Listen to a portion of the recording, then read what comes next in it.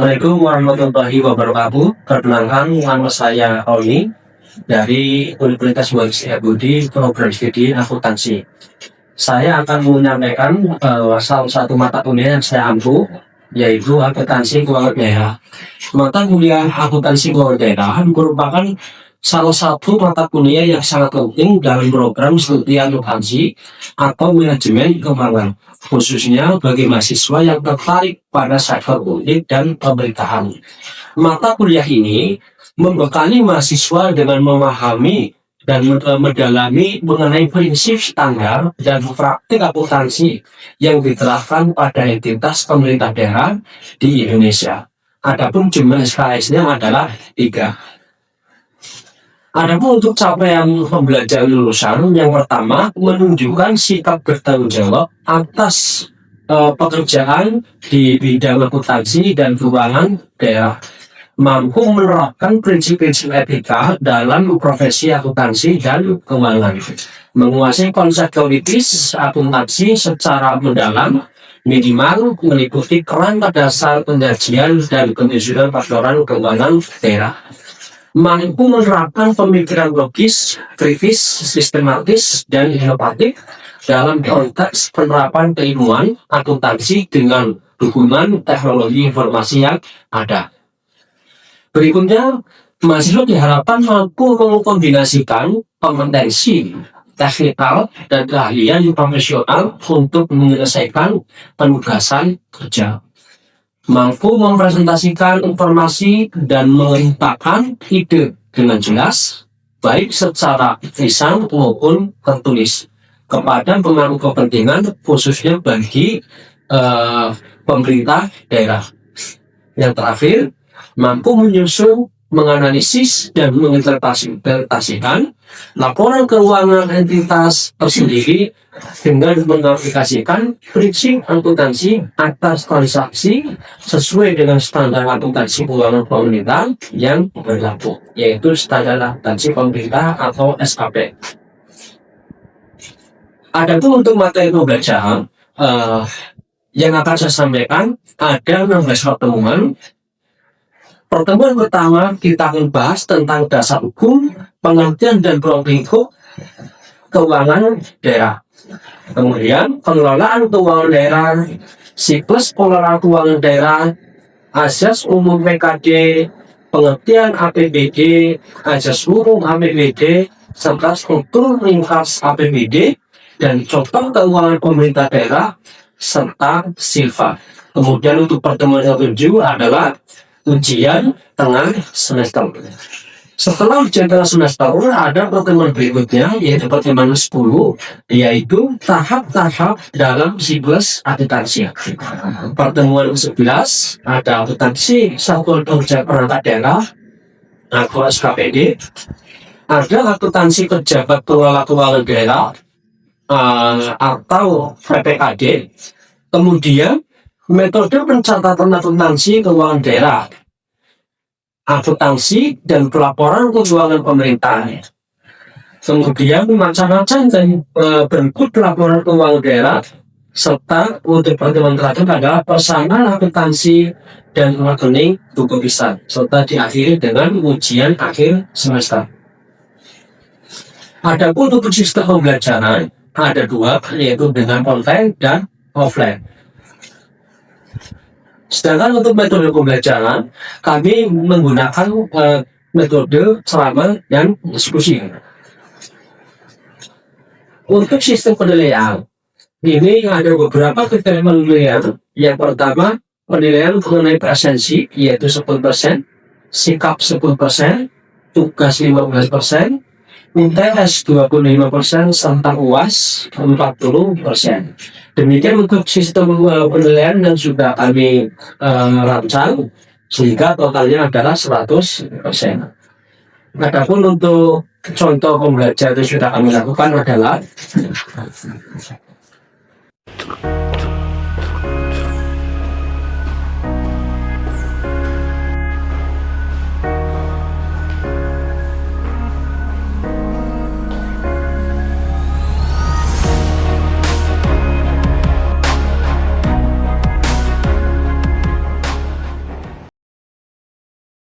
kita mulai saja. Assalamualaikum warahmatullahi wabarakatuh. Selamat siang semuanya.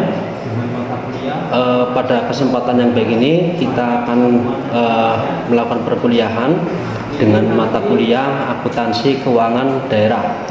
Adapun untuk pokok bahasan yang akan saya sampaikan adalah tentang siklus akuntansi untuk semester 6.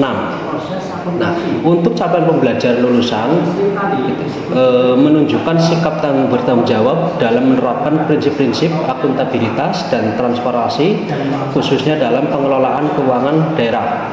Adapun untuk pengetahuan yang diharapkan untuk mahasiswa ini bisa memahami prinsip dasar siklus akuntansi dalam konteks pengelolaan keuangan daerah. Kemudian bisa menjelaskan tahapan siklus akuntansi mulai dari pencatatan transaksi hingga penyusunan laporan keuangan daerah sesuai dengan standar akuntansi pemerintah atau yang sering kita kenal dengan SAP. Adapun untuk capaian pembelajaran mata kuliah atau CPMK, ini mahasiswa mampu menjelaskan konsep dan tahapan siklus akuntansi dalam konteks pengelolaan keuangan daerah. Untuk capaian pembelajaran mata kuliah berikutnya, ini mahasiswa mampu mencatat transaksi keuangan daerah berdasarkan standar dan regulasi pemerintah daerah. Untuk CPMK yang ketiga, ini mahasiswa mampu menyusun jurnal, buku besar, neraca saldo, dan laporan keuangan daerah sesuai siklus akuntansi. Baik, berikutnya saya akan jelaskan tentang tahapan siklus akuntansi. Bahwa laporan keuangan itu dihasilkan dari suatu proses akuntansi, seringkali disebut juga sebagai siklus akuntansi. Laporan keuangan yang dihasilkan secara langsung dari proses akuntansi adalah laporan realisasi anggaran atau LRA dan neraca, sedangkan laporan arus kas atau biasa sering kita kenal dengan LAK dihasilkan dari analisis hubungan kedua laporan tersebut yang dihasilkan terlebih dahulu. LRA dan neraca. Demikian juga dengan catatan atas laporan keuangan tidak dihasilkan langsung dari proses akuntansi, melainkan dengan pengumpulan data-data yang menjelaskan lebih detail dari ketiga komponen laporan keuangan yang disajikan, yang dalam hal ini adalah LRA, neraca, dan LAK. Demikian mata kuliah yang sudah saya sampaikan terkait dengan tahapan siklus akuntansi. Barangkali ada mahasiswa yang mau bertanya, silakan. Saya Pak. Oke, silakan Mbak. Apa perbedaan SHK dan SAP? SHK itu adalah standar akuntansi keuangan dan biasa dipergunakan oleh perusahaan-perusahaan swasta. Kemudian kalau SAP itu adalah standar akuntansi pemerintah dan digunakan kepada pemerintahan. Jadi yang sifatnya itu publik itu menggunakan SAP. Jadi standar akuntansi pemerintah. Ada pertanyaan lain?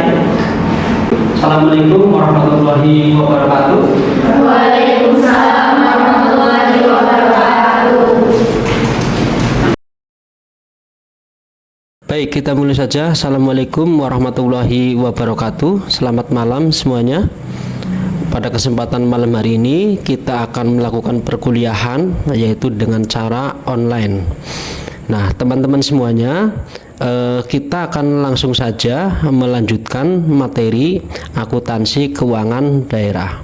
Jadi di sini saya akan jelaskan tentang tahap-tahap dalam siklus akuntansi itu pada garis besarnya dapat dijelaskan. Yang pertama, ini menganalisis transaksi keuangan yang telah dicatat dalam bukti transaksi seperti SP2D, terus kemudian SPJ. Nah, SP2D dan SPJ ini yaitu dalam konteks belanja dan bukti-bukti pembayarannya, bukti setoran khas dan bukti transfer dan sebagainya. Dari analisis ini dapat diketahui pengaruhnya terhadap unsur laporan keuangan, di mana di situ ada aset, kewajiban, ekuitas dana, pendapatan belanja, penerimaan pembiayaan serta pengeluaran pembiayaan. Sehingga dapat diketahui akun-akun mana yang harus didebit dan dikredit terlebih dahulu. Yang kedua, ada bukti transaksi tersebut harus dicatat dalam buku jurnal. Yang ketiga, ada transaksi yang telah dicatat di jurnal kemudian diposting atau dimasukkan ke buku besar. Yang keempat, kalian harus bisa membuat ayat jurnal penyesuaian untuk akun-akun tertentu yang memerlukan penyesuaian, misalnya untuk menyesuaikan saldo akhir persediaan, mengakui utang piutang yang belum dicatat dalam periode berjalan, mengakui penyusutan aset tetap, dan sebagainya. Nah, dalam ayat jurnal ini penyesuaian kemudian diposting ke buku besar. Pada setiap akhir periode, yaitu pada waktu akan disusun laporan keuangan, biasanya akhir tahun ya, tahun anggaran, dibuat rekapitulasi saldo akhir dari akun-akun buku besar ke dalam suatu daftar yang disebut dengan neraca saldo. Penyusunan neraca saldo ini di samping untuk mengikhtisarkan akun-akun juga berguna untuk mengecek keseimbangan antara total saldo di sebelah debit dengan saldo di sebelah kredit. Jika seimbang, maka tahap berikutnya dapat dilanjutkan. Nah, kemudian teman-teman semuanya, di situ biasanya dibuat suatu kertas kerja untuk memadukan antara neraca saldo sebelum penyesuaian, ayat penyesuaian, dan neraca saldo setelah disesuaikan. Kemudian di sebelah kanannya dibuat kolom-kolom tambahan untuk LRA dan neraca. LRA ini adalah laporan rencana anggaran. Kertas kerja tersebut biasa disebut dengan neraca lajur. Nah, pembuatan neraca lajur ini memang sifatnya opsional. Jadi boleh dibuat, boleh juga tidak. Namun dalam sistem akuntansi yang manual, neraca lajur ini sangat membantu untuk mengikhtisarkan dan penyesuaian akun-akun buku besar, sehingga nanti akan memudahkan kita dalam penyusunan laporan keuangan. Nah, begitu. Kemudian teman-teman semuanya, selain itu, berdasarkan neraca lajur yang sudah dibuat, kemudian disusunlah laporan keuangan dengan format seperti yang sudah dicontohkan dalam SAP atau standar akuntansi pemerintah. Kemudian membuat ayat jurnal penutup untuk menutup saldo akun-akun buku besar yang sifatnya sementara atau temporer account, yaitu akun-akun yang akan dilaporkan di dalam LRA atau laporan rencana anggaran, yang meliputi akun anggaran itu bila ada ya, akun pendapatan, akun belanja, dan akun pembiayaan. Ayat jurnal penutup ini kemudian diposting ke buku besar untuk menutup buku. Yang terakhir, membuat neraca saldo setelah tutup buku karena akan mendapat akun pendapatan, belanja, penerimaan pembiayaan, serta pengeluaran pembiayaan telah ditutup, maka neraca saldo hanya akan berisi akun-akun neraca, yaitu misalkan aset, terus kemudian kewajiban, dan ekuitas dana. Jadi seperti neraca yang sudah kalian sering saksikan atau sering kalian lihat, di situ dalam neraca itu ada aset, ada kewajiban, dan ada ekuitas. Nah, di SAP pun sama. Nah, neraca inilah yang akan dibawa menjadi neraca awal tahun berikutnya. Kita juga akan mempelajari tentang bagaimana pencatatan pada jurnal. Nah, cara mencatat transaksi ke buku jurnal yang pertama ini, pertama kali setiap halaman jurnal diberi nomor halaman. Yang berikutnya, kolom tanggal yang paling sebelah kiri ya, biasanya itu kolom tanggal nomor itu ada di sebelah kiri, itu disediakan untuk mencatat tanggal transaksi. Di kolom ini pada baris paling atas ditulis tahun, kemudian diikuti dengan bulan serta tanggal transaksi. Jadi sebagai seorang mahasiswa akuntansi ini jangan lupa tentang tanggal-tanggal transaksi, karena itu sangat penting untuk bukti nantinya. Baik, saya lanjutkan. Jika ada transaksi berikutnya dalam bulan yang sama yang ditulis hanya tanggalnya saja. Jadi misalkan dalam satu bulan yang sama itu ada beberapa transaksi, itu tinggal ditulis tanggalnya saja ya. Kemudian untuk tahun itu kan mengikuti di atasnya. Kalau misalkan tahunnya 2025, maka dengan sendirinya itu sudah terbaca bahwa dalam kolom itu menyatakan tahunnya itu tahun tahun 2025 dan bulannya bulan yang sama, cuma tanggalnya mungkin yang berbeda-beda. Berikutnya, kolom berikutnya adalah nama rekening atau akun. Pada kolom ini ditulis nama akun yang akan didebit. Terus kemudian kolom debit diisi jumlah yang akan didebitkan pada akun tersebut. Ayat ini disebut ayat debit. Pada baris berikutnya di kolom rekening atau akun ditulis nama akun yang akan dikredit. Dan pada baris yang sama, namun pada kolom kredit diisi jumlah yang akan dicatat pada rekening tersebut. Nah, sekarang kita sampai kepada posting ke buku besar. Jadi teman-teman semuanya, informasi yang telah direkam dalam jurnal selanjutnya dicatat di rekening atau akun rekening buku besar. Tindakan ini biasanya disebut dengan posting ke buku besar.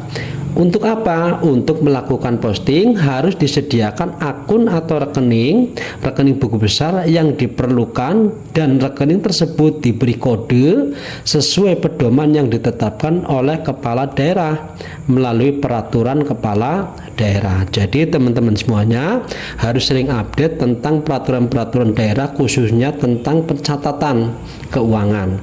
Jadi karena apa? Dalam pencatatan keuangan ini sangat rawan dan sangat sensitif. Jadi harus selalu berhati-hati dan harus teliti. Berikutnya, bukti transaksi dan waktu pencatatannya. Jadi jika pemerintah daerah menerima uang kas dari pembayar pajak atau retribusi, maka pemerintah daerah akan menerbitkan bukti setoran. Jadi kalau ini sudah urusannya Pemda ya. Jadi bukti-bukti setoran yang sudah didapatkan itu nanti akan diterbitkan.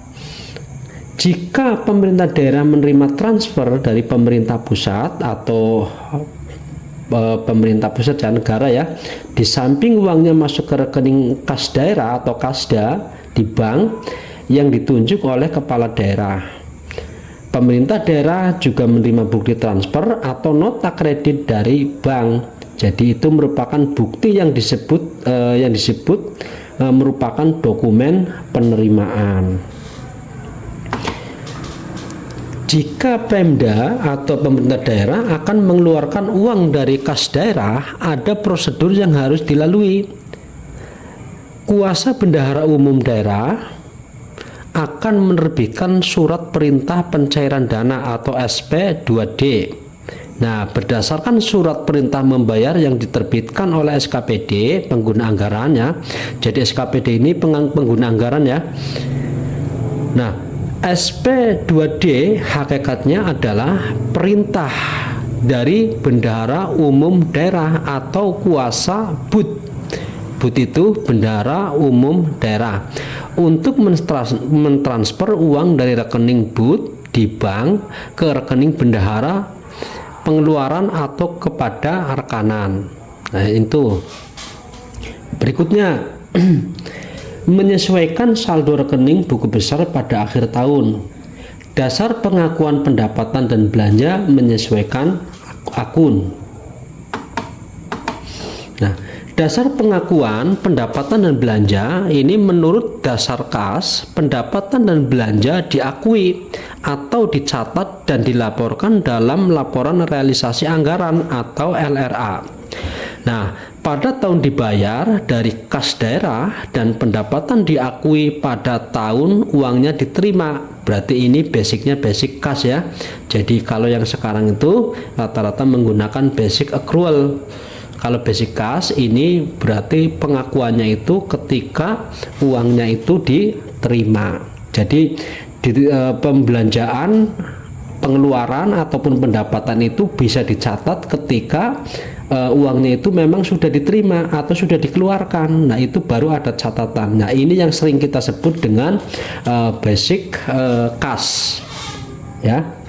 Oke, saya lanjutkan.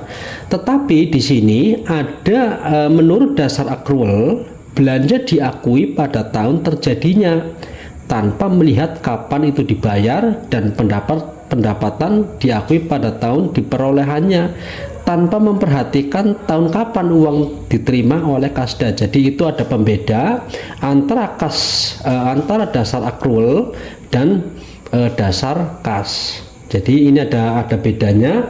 Jadi kalau misalkan nanti ditanya menurut dasar kas itu seperti apa, kemudian dasar accrual itu seperti apa. Oke ya, nanti diharapkan mahasiswa itu mampu untuk menjelaskan perbedaan dari dasar kas dan dasar accrual.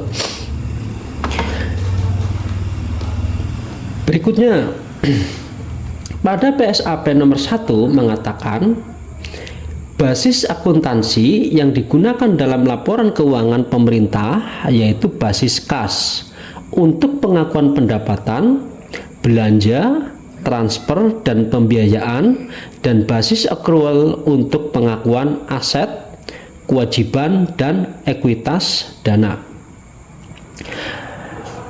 Adapun konseptual dalam framework mengatakan bahwa basis kas untuk laporan realisasi anggaran berarti bahwa pendapatan diakui pada saat kas diterima di rekening kas umum negara atau daerah atau oleh entitas pelaporan, dan belanja diakui pada saat kas dikeluarkan dari rekening kas umum negara atau daerah atau entitas pelaporan.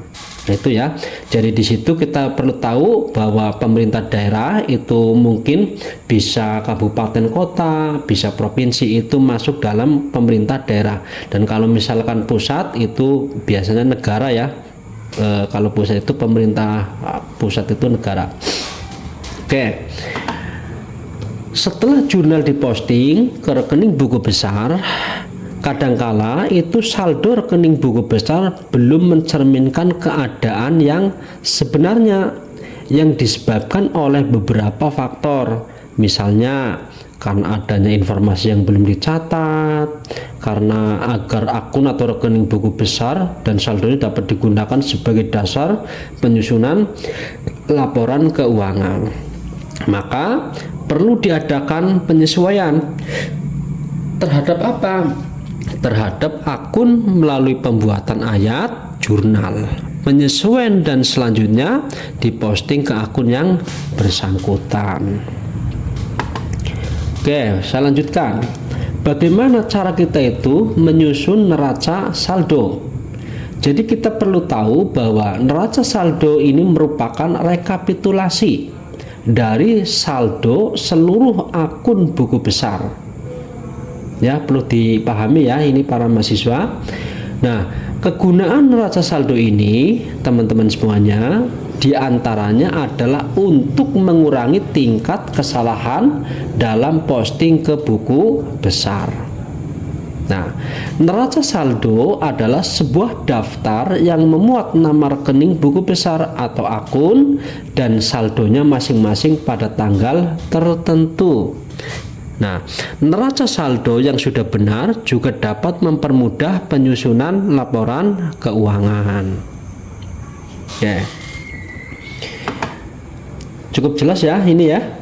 Nanti kalau misalkan ada pertanyaan silakan boleh langsung diinterupsi ya, bisa ditanyakan langsung tanpa harus menunggu Bapak menyelesaikan penjelasan. Baik, saya lanjutkan dulu. Nah, neraca saldo dapat dibuat sesuai dengan kebutuhan, namun setidaknya dibuat pada setiap akhir tahun, baik sebelum atau setelah ayat jurnal penyesuaian diposting ke buku besar. Kemudian, neraca saldo juga dibuat pada akhir tahun setelah akun buku besar. Nah, di situ ada pendapatan, belanja, penerimaan, pembiayaan, pengeluaran pembiayaan, dan penerimaan non-anggaran, serta pengeluaran non-anggaran ditutup. Dengan demikian, neraca saldo yang dibuat setelah penutupan buku besar hanya memuat akun-akun harta, utang, dan ekuitas dana. Oke, saya kira untuk pertemuan pada kesempatan malam hari ini saya cukupkan sekian dulu. Terima kasih. Nanti kita akan bertemu kembali pada mata kuliah akuntansi keuangan daerah dengan sesi tatap muka langsung ya. Oke, saya kira itu. Barangkali ada pertanyaan, silakan. Oke, kalau tidak ada pertanyaan, saya tutup untuk perkuliahan pada kesempatan malam hari ini. Saya akhiri. Assalamualaikum warahmatullahi wabarakatuh.